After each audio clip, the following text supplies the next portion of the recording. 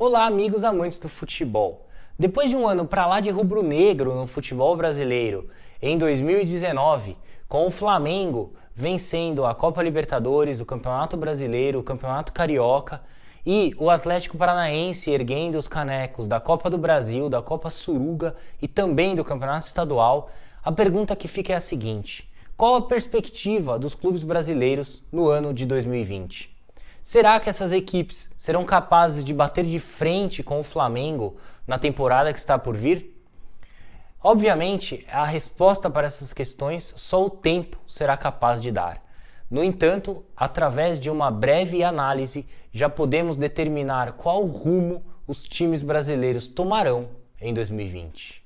Bom, como não poderia deixar de ser, o torcedor que iniciará 2020 com maiores expectativas em relação ao sucesso de seu time na próxima temporada é o torcedor flamenguista, o torcedor rubro-negro. Afinal, o Flamengo manteve na equipe a mesma base, campeã da Copa Libertadores, campeã brasileira, vice-campeã mundial, ou seja, aquela equipe que venceu praticamente tudo em 2019 permanecerá firme e forte no Flamengo em 2020. Além disso, o Flamengo vem se reforçando muito bem nessa janela de transferências, visto que a equipe carioca já anunciou as vindas do atacante Pedro Rocha, ex-jogador do Cruzeiro, que foi contratado via empréstimo junto ao Spartak Moscou, um empréstimo de 1 ano, e também já anunciou a contratação do zagueiro Gustavo Henrique, ex-jogador do Santos, que assinou um vínculo contratual junto ao Flamengo de 4 temporadas. Portanto, o Flamengo, que já era forte, virá ainda mais forte na temporada de 2020. Lembrando que o volante Thiago Maia, ex-jogador do Santos, que atualmente defende as cores do Lille da França, também pode pintar pelos lados da Gávea na próxima temporada. Dessa maneira, não restam dúvidas de que a equipe de Jorge Jesus iniciará 2020 à frente dos demais concorrentes no futebol brasileiro. Bom, já em relação aos demais clubes do nosso futebol, eu apontaria o Grêmio como um dos principais candidatos a títulos na temporada de 2020. Para você ter uma ideia, dos 5 primeiros colocados da edição de 2019 do Campeonato Brasileiro, apenas Grêmio e Flamengo iniciarão 2020 com os mesmos treinadores no comando técnico de suas equipes. E é justamente por conta desse detalhe que eu coloco o Grêmio como um forte candidato a títulos na próxima temporada. Aliás, o Grêmio renovou o contrato de Renato Portaluppi, que vem realizando um excelente trabalho à frente do time gaúcho, ele que conduziu o Imortal a 3 semifinais seguidas de Copa Libertadores, venceu o torneio continental em 2017, e vale ressaltar que o Grêmio é um dos times que vem praticando o melhor futebol no Brasil nos últimos anos, O Grêmio que joga de maneira ofensiva, joga para frente, sempre em busca do gol. Logo, manter o Renato Portaluppi no comando técnico da equipe já foi um grande passo dado pela diretoria gremista, já foi uma grande investida,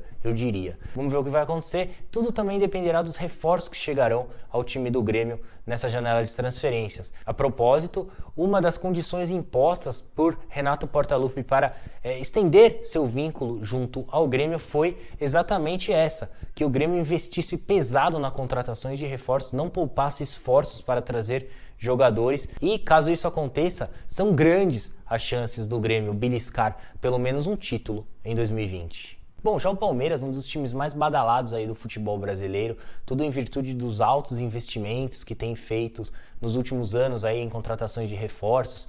Obviamente, com o dinheiro proveniente de sua patrocinadora, o Palmeiras tem ficado constantemente em evidência, Mas, pelo menos na minha opinião, começa 2020 de maneira errada. Começa 2020 errando novamente, já que anunciou Vanderlei Luxemburgo como o novo treinador da equipe. Aliás, essa tem sido a marca registrada da gestão de Maurício Gagliotti no Palmeiras. Contratar treinadores errados, Desde que ele assumiu a presidência do clube, já passaram por lá Eduardo Batista, Roger Machado, o Cuca mesmo, campeão brasileiro em 2016, voltou em 2017. Depois, posteriormente, em 2018, o Palmeiras contratou Luiz Felipe Scolari, que foi campeão brasileiro pelo clube e foi mandado embora em 2019 para a vinda de Mano Menezes, um treinador que adota a mesma filosofia de jogo do Luiz Felipe Scolari, a escola gaúcha de futebol, ambos fazem parte da mesma escola, ou seja, o Palmeiras acabou trocando 6 por meia dúzia.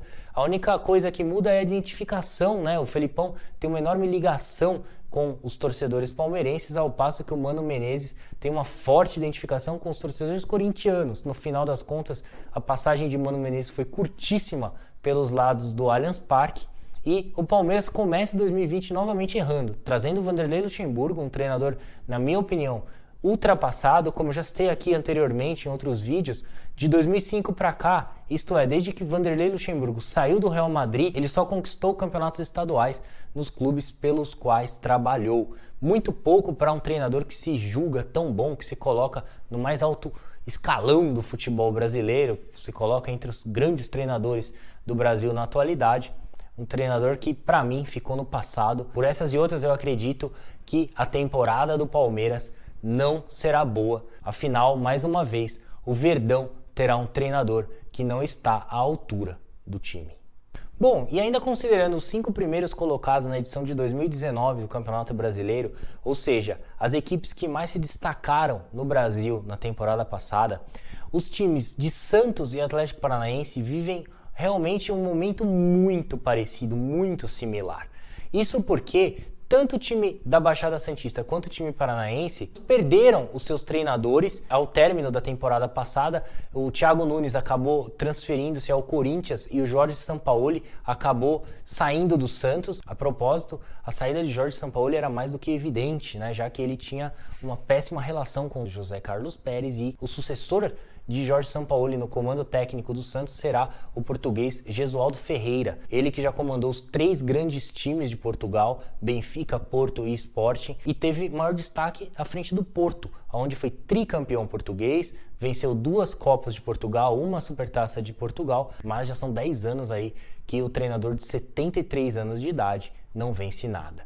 Ao passo que o Atlético Paranaense decidiu trazer Dorival Júnior para substituir Thiago Nunes no comando técnico da equipe do Furacão. Uma escolha que, pelo menos para mim, não me agrada, já que os últimos trabalhos do Dorival Júnior deixaram bastante a desejar, ele não mostrou nada demais. Enfim, o Atlético Paranaense que praticou um futebol interessantíssimo na temporada passada, um futebol também para frente, que pressionava a saída de bola do adversário ali, com suas linhas bem avançadas, com trocas de passe, um futebol baseado mesmo na posse de bola, que saía jogando de seu campo de defesa sem rifar a bola. Pode perder tudo isso com o Dorival Júnior chegando. Não acredito que Dorival tenha condições de manter na equipe essa mesma filosofia de jogo. Contudo, o que mais chama atenção no futebol brasileiro em 2020 é que a maioria dos clubes brasileiros iniciarão 2020 com novos treinadores nas equipes, né? Por incrível que pareça, não apenas Palmeiras, Santos, Atlético Paranaense, como foram citados aqui, começarão o ano com novos treinadores. Muito pelo contrário, são muitas equipes que terão novos comandantes a partir da próxima temporada, como são os casos, por exemplo, do Fluminense, que terá o Daír Hellmann no comando técnico da equipe na próxima temporada, o Galo mesmo, que trouxe Rafael Dudamel, ex-treinador da Venezuela, o Dudamel que fez um grande trabalho à frente da seleção venezuelana, levou o time sub-20 da Vinho Tinto ao vice-título mundial da categoria, mesmo na seleção principal vinha realizando um grande trabalho. Então uma boa contratação aí por parte do Galo. O próprio Corinthians, que terá Thiago Nunes no comando da equipe. Temos também o Internacional, que trouxe Eduardo Cudê, outra grande contratação. Eduardo Cudê, que levou o Racing ao título do Campeonato Argentino, fez um grande trabalho à frente da academia e agora desembarca no Rio Grande do Sul para comandar o Internacional. Portanto, são muitos treinadores novos chegando aí, a maioria estrangeiros, já que o sucesso de Jorge Jesus no Flamengo acabou fazendo com que outros clubes despertassem o seu interesse para jogarem o melhor futebol, né? O sarrafo subiu no futebol brasileiro e agora os clubes estão buscando alternativas, buscando novos treinadores com novos métodos para também praticarem um futebol minimamente convincente.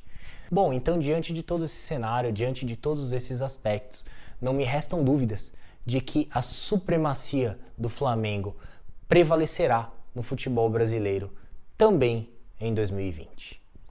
Bom, gente, então é isso aí, eu vou ficando por aqui. Eu agradeço mais uma vez a sua atenção e peço a gentileza para que você deixe aí o seu like, inscreva-se em nosso canal e siga as nossas redes sociais através do site www.soccerblog.com.br. Você terá acesso a todos os links de nossas redes sociais e a todo o nosso conteúdo na internet. Um forte abraço, até a próxima e um feliz 2020 para você. Tchau, tchau.